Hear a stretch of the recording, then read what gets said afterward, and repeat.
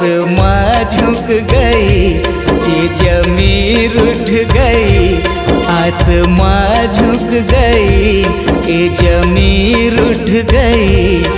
अपने वीरों के बलिदान से कतरा कतरा लहू बनकर, कतरा कतरा लहू बनकर अपने देश पे हुए कुर्बान।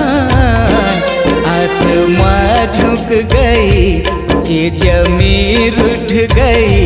अपने वीरों के बलिदानों से।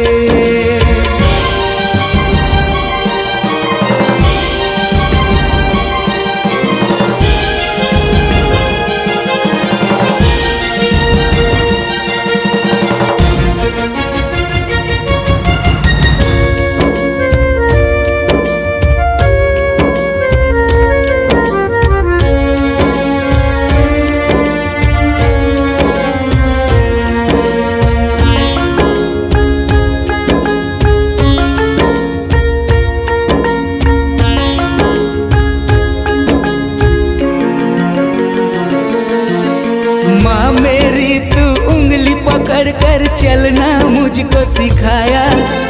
भारत माँ के लाल बनो तुम कहकर मुझे जगाया।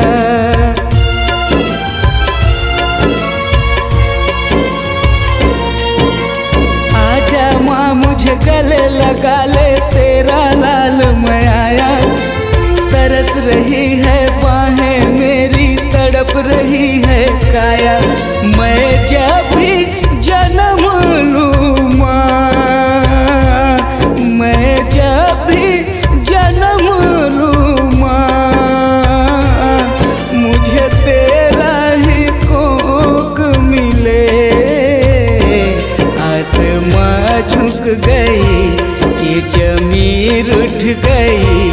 आसमां झुक गई, ये ज़मीर उठ गई। अपने वीरों के बलिदानों से।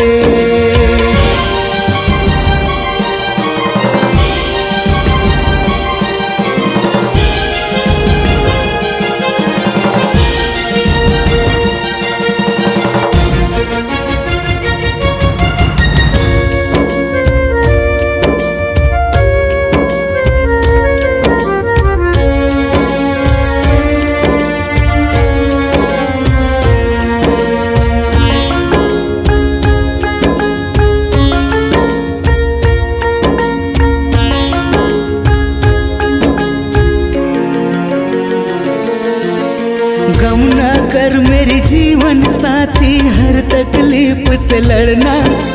बूढ़े हैं मेरे माता पिता, तुम इनका ख्याल रखना।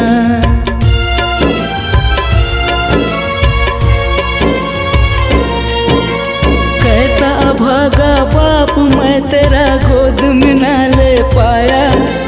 दुख बस तो इस बात का है मैं तुझको छू ना पाया। फिर भी है गुमा मुझको, फिर भी है गुमा मुझको।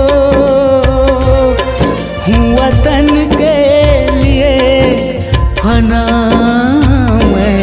आसमां झुक गई, ये ज़मीर उठ गई। आसमां झुक गई, ये ज़मीर उठ गई। अपने वीरों के बलिदानों से कतरा कतरा लहू बनकर, कतरा कतरा लहू बनकर अपने देश पे हुए कुर्बान।